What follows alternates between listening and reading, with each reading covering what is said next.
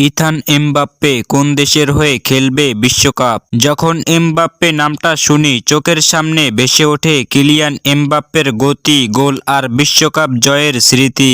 কিন্তু এখন বড় প্রশ্ন, এমবাপ্পের ছোট ভাই ইথান এমবাপ্পে কি ভবিষ্যতে বিশ্বকাপে খেলবে? আর খেললে কোন দেশের হয়ে?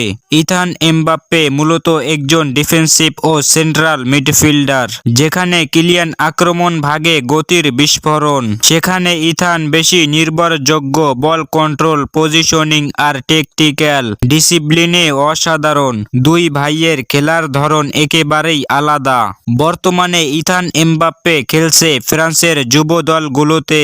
সর্বশেষ সে রয়েছে ফ্রান্স অনূর্ধ্ব-19 সেট আপে।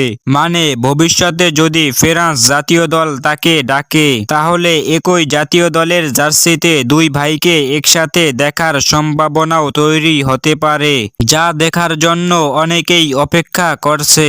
অন্যদিকে ইথানের মায়ের দেশ আলজেরিয়া ইতিমধ্যেই তার প্রতি আগ্রহ দেখিয়েছে। তাছাড়াও আলজেরিয়া বিশ্বকাপে কোয়ালিফাই করেছে এবং তাদের গ্রুপে রয়েছে শক্তিশালী আর্জেন্টিনার মতো টিম। এবার ইথান যদি রাজি হয়, তাহলে সে আফ্রিকার শক্তিশালী আলজেরিয়া দলের হয়ে 2026 বিশ্বকাপে খেলতে পারে। এটাও এক বিস্ময়কর ব্যাপার।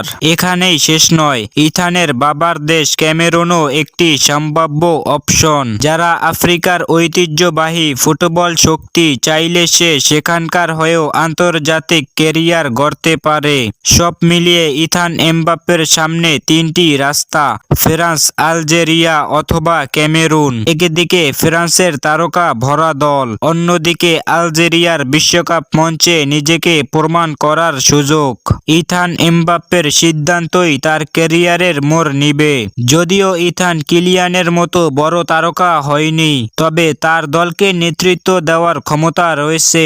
এমবাপ্পের ভাইকে আপনি কোন দেশের হয়ে দেখতে চান কমেন্টে জানান।